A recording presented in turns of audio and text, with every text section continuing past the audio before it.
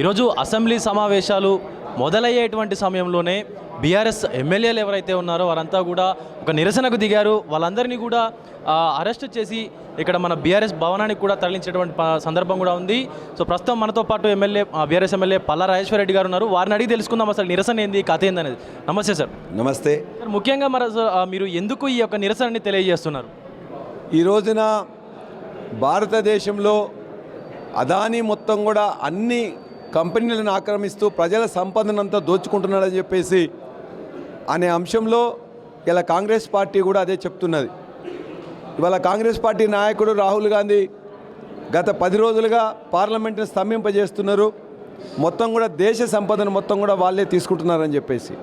కాబట్టి దానికి ఇక్కడ కూడా తెలంగాణలో కూడా మొత్తం అతను రామన్నపేటలో కానీ, లగచెర్లలో కానీ, కొడంగల్లో కానీ, మూసీలో కానీ వీటన్నిటినీ పరిశ్రమలు నేను పెడుతున్నా అని చెప్పేసి ఇవాళ ఒప్పందాలు కూడా లండన్లో చేసుకున్నాడు, డావోస్లో చేసుకున్నాడు, హైదరాబాద్లో చేసుకుండు, కోహినూర్ హోటల్లో చేసుకున్నాడు.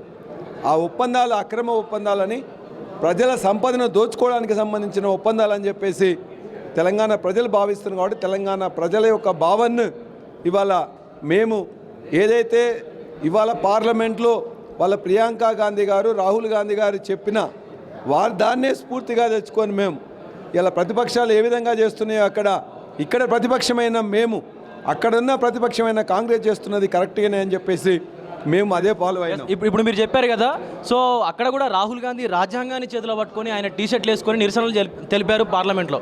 మరి మిమ్మల్ని ఎందుకు అలౌ చేయలేదు అసెంబ్లీలోకి ఈరోజు? అదే అంటున్నా, ఇక్కడున్న ముఖ్యమంత్రి తెలవాలి. రాహుల్ గాంధీకి, ప్రియాంక గాంధీకి ఈ దేశ చట్టసభల్లో ప్రవేశించడానికి ఒక నీతి, అదేవిధంగా ఇక్కడున్న ప్రతిపక్షానికి కనీసం అదే మేము ఫాలో అయితే మమ్మల్ని అలో చేయకుండా గల ఈ మాట చెప్తేనే భయపడతా ఉన్నాడు, ఉలిక్కి పడతా ఉన్నాడు. అందుకే బూతులు మాట్లాడుతూ ఉన్నాడు, అసభ్యంగా మాట్లాడుతూ ఉన్నాడు. అందుకే ఇవాళ తెలంగాణ తల్లి మార్చడం అనే పేరు మీద మరొక దాని మీద ఉన్న సమస్యను పక్కకు పెడుతుంటే ఏ సమస్య అవుతుందో ఆ సమస్యను ఇలా అదానీ ఒప్పందం వల్ల జరిగే ప్రజల నష్టాన్ని వివరించడానికి పోతే దానిలో మమ్మల్ని అలౌ చేయకపోవడం అప్రజాస్వామికం, అదేవిధంగా రాజ్యాంగ విరుద్ధం. మీరేమో డైవర్షన్ పాలిటిక్స్ చేస్తున్నారని చెప్పి మీరు అంటున్నారు. మరి వాళ్ళేమో మాకు ఇదంతా మా పాలన బాగుంది కాబట్టి ఈరోజు ప్రజా విజయోత్సవ ర్యాలీ చేస్తున్నాము, ఈ సభలన్నీ చేస్తున్నాం అని చెప్పేసి ఉన్నారు కదా, దానిపైన ఏమంటారు మీరు? ప్రజలు బాగుంది అని చెప్పేసి ఎప్పుడు అనుకుంటారు? వాళ్ళు చెప్పిన వాటన్నిటిని కూడా ఇచ్చినట్లయితే వాళ్ళు ఏమి ఇచ్చిండ్రు? రైతు బంధు ఇస్తానని చెప్పిండ్రు, 15,000 రూపాయలు ఇచ్చిండ్రా? రైతు బీమా అందరికి కూడా ఇస్తానని చెప్పేసిండ్రు, ఇచ్చిండ్రా? రుణమాఫీ 41,000 కోట్లుంటే ఇలా 10,000 కోట్లు ఇచ్చి మొత్తం ఇచ్చినా అని చెప్పేసి అంటున్నారు. వారి యొక్క డొల్లతనం అక్కడే బయటపడుతుంది. ఉన్న ఏదైతే ధాన్యం ఉన్నదో ధాన్యం కొనలేకపోతూ ఉన్నారు. ధాన్యం కొనలేక, రైతు బంధు ఇవ్వలేక, రైతు బీమా ఇవ్వలేక ఇవాళ మొత్తం వ్యవసాయాన్ని సంక్షోభంలోకి నెడుతూ ఉంటే అది మాట్లాడదామంటే విజయోత్సవాల పేరు మీద చేసుకుంటూ ఉన్నారు.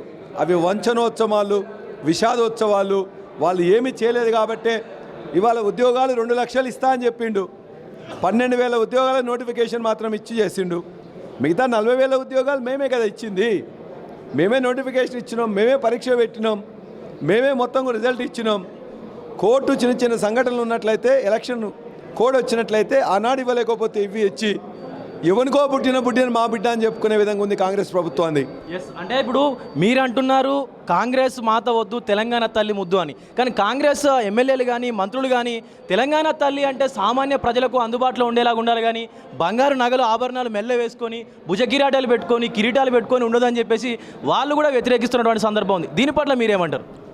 కాంగ్రెస్ పార్టీ యొక్క ఎమ్మెల్యేలు కానీ, నాయకులు కానీ వారికి ఉద్యమం గురించి తెలియదు.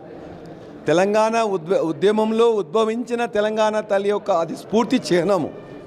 భారతదేశంలో భారతమాత ఏ విధంగా ఉన్నదో తమిళనాడులో, కర్ణాటకలో, ఇతర రాష్ట్రాల్లో వాళ్ళ యొక్క మాతలు ఎలా ఉన్నారో వాళ్ళ యొక్క వీళ్ళకి ఇవాళ వలసవాదులకు రిప్రజెంటేటివ్ అయిన రేవంత్ రెడ్డి చెప్తున్న తెలుగు తల్లి మాత ఎలా ఉన్నదో ఆ విధంగానే తెలంగాణ తల్లి కూడా మాత కూడా అలానే ఉన్నది. తెలంగాణ తల్లిని తల్లిగా, మాతగా, ఒక దేవతగా గుర్తించుకోవాలి కాబట్టే ఆ కిరీటాలు ఉన్నాయి, అవన్నీ ఉన్నాయి. ఇలా పూజించదగ్గ మొత్తం కూడా విగ్రహంగా ఆనాడు రూపొందించిండ్రు. కాబట్టి చిత్రం తెలియకుండా, లేఖనం తెలియకుండా స్ఫూర్తి తెలియకుండా, ఉద్యమం తెలియకుండా, అసలు ఏది ఎట్లా ఉండాలో తెలియకుండా ఇవాళ ఏదో కేసీఆర్ గారు పెట్టింది కాబట్టి నేను మారుస్తా అంటే, కేసీఆర్ గారు పెట్టిన విగ్రహం అనేది ఇవాళ ప్రభుత్వ పరంగా కాదు, ఉద్యమ స్ఫూర్తిగా ఆనాడు వచ్చింది. వేలాది విగ్రహాలు ఇప్పటికే ప్రతిష్ఠించబడ్డాయి, లక్షలాది దండలు వేయబడ్డాయి, కోట్లాది సార్లు వాటి అందరికీ కూడా మొత్తం అర్చన చేసినారు. కాబట్టి ఇవాళ నువ్వు తీస్తామంటే తీసేసేది కాదు. ఇవాళ తెలంగాణ ప్రజల గుండెల్లో నిక్షిప్తమై ప్రతిష్ఠ అయి ఉన్న ఆ తెలంగాణ తల్లిని మార్చడం నీ యొక్క మూర్ఖత్వం, నీ యొక్క అనాలోచిత చర్యగా మేము భావిస్తున్నాం. రైట్, ఇది చూసినాం కదా. పల్లా రాజేశ్వర రెడ్డి గారి వాక్యాలు ఏవైతే ఉన్నాయో, తెలంగాణ తల్లి విగ్రహాన్ని మార్చడం ఏంది, తెలంగాణకు సంబంధించినటువంటి ఆ తెలంగాణ తల్లి విగ్రహాన్ని మార్చడం పట్ల కూడా పూర్తి బీఆర్ఎస్ ఎమ్మెల్యేలు కానీ, మాజీ మంత్రులు కానీ, బీఆర్ఎస్ కార్యకర్తల నుంచి కూడా తీవ్ర వ్యతిరేకత అయితే వస్తున్నటువంటి పరిస్థితి కూడా ఉంది. మరోపక్క ఈరోజు సాయంత్రం సెక్రటేరియట్లో సీఎం రేవంత్ రెడ్డి చేతుల మీదుగా కూడా తెలంగాణ తల్లి అంటే కొత్తగా ముఖ చిత్రానికి సంబంధించినటువంటి కొంత నమూనాకు సంబంధించినటువంటి తెలంగాణ తల్లి విగ్రహాన్ని కూడా ఆవిష్కరణ అయితే ఉంది. చూడాలి మరి ఈ వివాదం ఎంత దూరం వెళ్తుంది ఏంటి అనేది. కెమెరామెన్ అజయ్తో విజయ్, బీఆర్ఎస్ భవన్ నుంచి. అసలైన తొలి వెలుగు. ఫాలో వాట్సాప్ @తొలి వెలుగు అఫీషియల్.